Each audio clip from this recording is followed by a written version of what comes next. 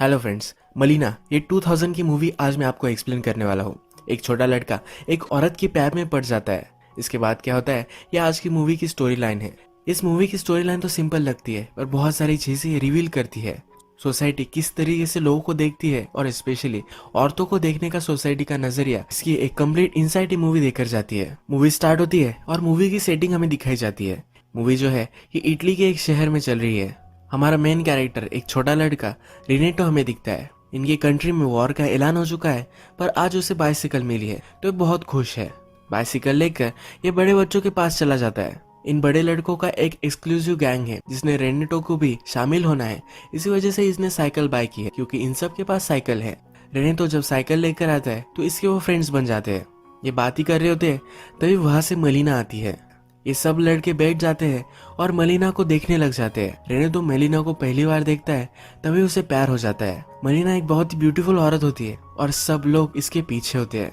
जब मलीना इनसे पास हो जाती है तो अलग कॉर्नर पर आ जाते हैं और फिर से उसे देखते हैं। ऐसा करते करते शहर तक वो पहुंचते हैं।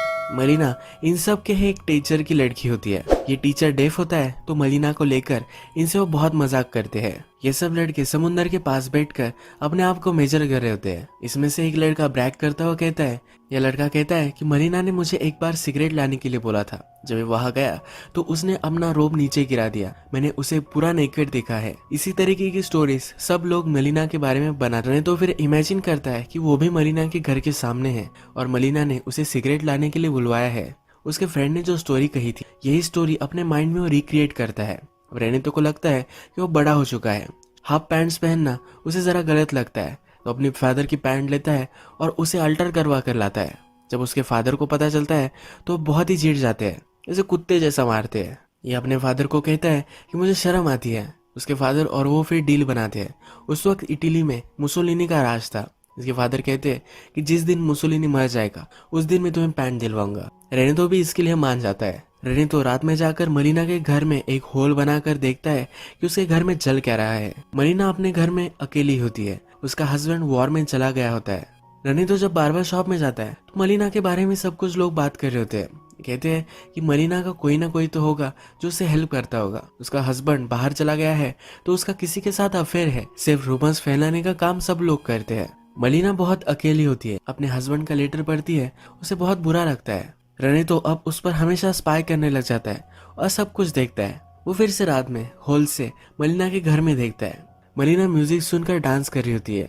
ये शहर में जाकर सिर्फ धुन से शॉपर को बता रहा होता है कि उसे ये गाना चाहिए। शॉपर बेचारा परेशान हो जाता है। वो उसे बोल के लिए कहता है। रेनेतो को बोल याद आते हैं और ये सीडी वो बाय कर लेता है। रात में यही सीडी लगाकर वो सुनता है। इसके पास एक छोटी सी बुक होती है जिसमें न्यूड पेंटिंग्स होती है। इसमें भी वो मलीना को ही देखता है। मलीना को देखकर इमेजिन करता है कि वो उसके पास आ चुकी है, वो उसके रूम में ही है और अपने आप को प्लीज करने लग जाता है। समुंदर के पास आकर मलीना को एक लेटर लिखता है। उसमें लिख रहा होता है कि मुझे पता है कि तुम्हारे लाइफ में मेरे सिवा कोई भी नहीं है। जो भी लोग कहते हैं यह सब कुछ गलत है। इसका कुछ भी करेज नहीं होता और लेटर फेंक देता है। मलीना का अब वो पीछा करते करते शहर में भी आ जाता है। शहर में हम देखते हैं तो सब लोग मलीना को देख रहे होते हैं, जवान बूढ़े सब लोग। रेने तो फिर मलीना का पीछा करते करते एक घर तक आ जाता है। इस घर में ऊपर की खिड़की से मलीना के लिए कोई चाबी फेंकता है और मलीना अंदर चली जाती है। जैसे लोग कहते ही है वैसे रेनेतो को लगता है कि इसका इस आदमी के साथ अफेयर चल रहा है। अब रेनेतो को लगता है कि उसके साथ धोखा हुआ है। वो थिएटर में बैठा हुआ दिखता है और थिएटर में जो फिल्म चलती है इसमें भी उसे अपना ही सीन दिखता है। इसमें वो मलीना को कन्फ्रंट कर रहा है कि क्यों उसने उसे दगा दिया। ये हार्ट ब्रोक हो जाता है। इसे और भी क्यूरियोसिटी है कि मलीना किसके साथ है तो फिर से उसका पीछा करता है। ये घर सेकंड फ्लोर पर होता है तो चढ़कर सेकंड फ्लोर पर आ जाता है। जब ये चढ़कर ऊपर आ जाता है तब ये मलीना के फादर का घर होता है। इससे फिर से अच्छा लगने लग जाता है। रेनेतो फिर से दिन रात सिर्फ मलीना को ही इमेजिन करता है, फैंटेसीज बनाता है और अपने आप को प्लीज करता रहता है। उसके बेड की आवाज आती है तो उसके फादर उसे बहुत डांटते हैं पर फिर भी मानने वाला नहीं होता। नेक्स्ट सीन में हम देखते हैं कि रेनेतो अपने फ्रेंड्स के साथ होता है। उसके फ्रेंड्स बात कर रहे होते हैं कि मलीना का हस्बैंड वॉर में शहीद हो गया। मलीना उसके फादर के घर पर होती है। यहाँ भी रेनेतो आ जाता है। उसे बाहर से ही देखता है पर वो इमेजिन करता है कि वो अंदर चला गया है। जाकर कह रहा है कि हमेशा मैं तुम्हारा ख्याल रखूं, सिर्फ मुझे थोड़े से साल दो बड़ा होने। इसके बाद वो उससे किस कर रहा है। यह सब इमेजिन कर वहां से चला जाता है। अब रने तो जहाँ भी जाता है तो सब लोग मलिना के बारे में बात कर रहे होते हैं। मलिना का किसके साथ अफेयर है इसकी वो थेरीज बनाते हैं। रने तो कोई अच्छा नहीं लगता। ये लोग जब रने तो को दूध लाने के लिए कहते हैं तो इसमें वो थूक देता है। मलिना के खिलाफ कोई जाए ये उसे अच्छा नहीं लगता। रने तो फिर चर्च जाता है। चर्च में वो डायरेक्टली गॉड से बात नहीं कर सकता क्योंकि उसे अपनी एज का नहीं लगता। वो एक अपोस्टल से अपनी सब बात कहता है। वो कहता है कि हम एक डील करते हैं, मलिना को तुम सही से रखना और मैं हमेशा तुम्हारे लिए कैंडल चलाता रहूंगा। रने तो एक दिन जब मलिना पर नजर रख रहा होता है तो वो अपने कपड़े निकाल रही होती है तो उसका ब्लाउज वो बाहर ही रख देती है। रने तो जाकर ये ब्लाउज लेकर आता है। ये फिर से रात में मलिना को इमेजिन करता है और ये ब्लाउज अपने फेस पर रख कर रात में सो जाता है। अगले दिन इसके फादर ही देखते हैं। घर में बहुत ही तमाशा खड़ा हो जाता है। इसकी मदर रोने लग जाती है। इसके फादर इसे मारने लग जाते हैं। ये ब्लाउज इसकी मदर जला देती है। सब लोग अब डिस्टर्ब हो जाते हैं। इसके फादर इसका रूम बंद कर देते हैं। रने तो बाहर नहीं जा सकता तो खाना पीना छोड़ देता है। ये बीमार पड़ जाता है तो डॉक्टर को बुलवाया जाता है। डॉक्टर कहते हैं कि इसे बाहर जाना चाहिए। फिर से इसका रूटीन स्टार्ट हो जाता है। एक दिन मलिना के फादर को एक लेटर मिलता है। उसमें लिखा होता है कि मलिना सब गाँव के साथ सो रही है। मलिना के फादर को बहुत ही बुरा लगता है और वहां से वो चले जाते हैं। रनेतो का फ्रेंड मलिना के बारे में बुरी बात ही कर रहा होता है तो रनेतो और उसका फाइट हो जाता है। अब रनेतो फिर से मलिना के घर में झांक कर देख रहा होता है। रात में वो देखता है तो वहाँ एक आर्मी ऑफिसर आ चुका है। यहाँ रनेतो को पता चलता है कि इन दोनों में रिलेशनशिप है। जब ऑफिसर मलिना के घर से बाहर निकलता है तो उसे एक डॉक्टर देखता है। डॉक्टर उसके पास जाकर कहता है कि मलिना मेरी फियांसे है, तुम कैसे उसके घर से बाहर निकल सकते हो। इन दोनों में फाइट हो जाती है। तभी डॉक्टर की वाइफ भी वहां आ जाती है। डॉक्टर की वाइफ इसका पीछा ही कर रही थी क्योंकि इसे पता था कि इसका कहीं ना कहीं चक्कर चल रहा है। यहाँ और भी लोग आ जाते हैं और एक बड़ा इशू बन जाता है। सबको लगता है कि मलिना ने डॉक्टर के साथ यानी एक मैरिड आदमी के साथ संबंध बनाया है। इसी वजह से इसे जेल भी हो सकती है। मलिना अब एक लीगल ट्रबल में है तो एक एडवोकेट के पास आती है। जब इसका कोर्ट चलता है तो डॉक्टर कहता है ये मेरी फियांसे है। मलिना से सवाल पूछे जाते हैं। मलिना कहती है कि डॉक्टर सिर्फ मेरे घर पर एक बार ही आया था और वो भी मेडिसिन देने के लिए। हम दोनों में कुछ भी संबंध नहीं है। ये डॉक्टर वो कितना स्टड है यही दिखाने के लिए मलिना का और उसका रिलेशनशिप है ये बता रहा था। एक्चुअल में ऐसा कुछ भी नहीं था। मलिना से जब आर्मी ऑफिसर के बारे में पूछा जाता है तो कहती है कि ये मेरा पर्सनल मैटर है, इसे जानने का हक किसी को भी नहीं है। स्कैंडल की वजह से उस आर्मी ऑफिसर की बदली हो जाती है। अब रात में हम देखते हैं कि मलिना के घर पर लॉयर आया हुआ है।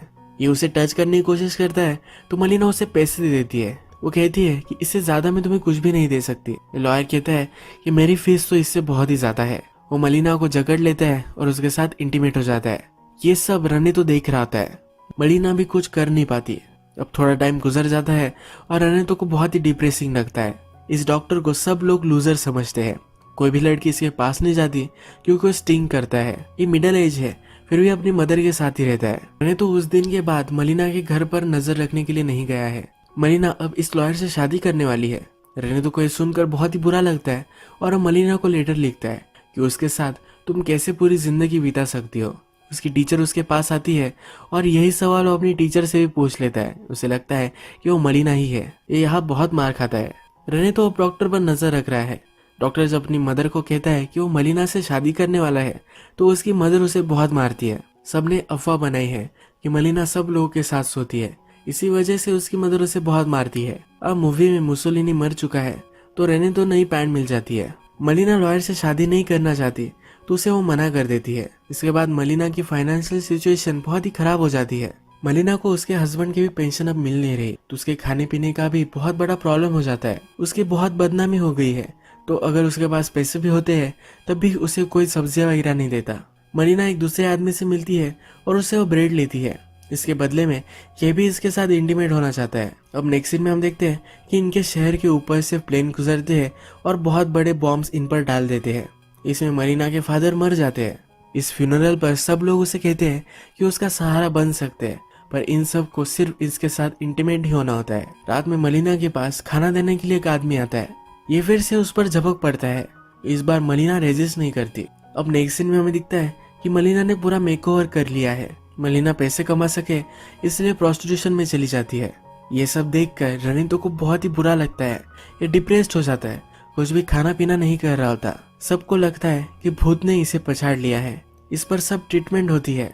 चर्च में भी इसे लेकर जाया जाता है पर ये सब कुछ काम नहीं करता। रणितो के फादर समझ जाते हैं कि इसकी बीमारी अलग ही है। इसे डायरेक्टली वो रेड लाइट एरिया में एक प्रोस्टिट्यूट के पास लेकर आते हैं। जब ये प्रोस्टिट्यूट रनिता के साथ होती है तो इसे लगता है कि ये मलिना ही है।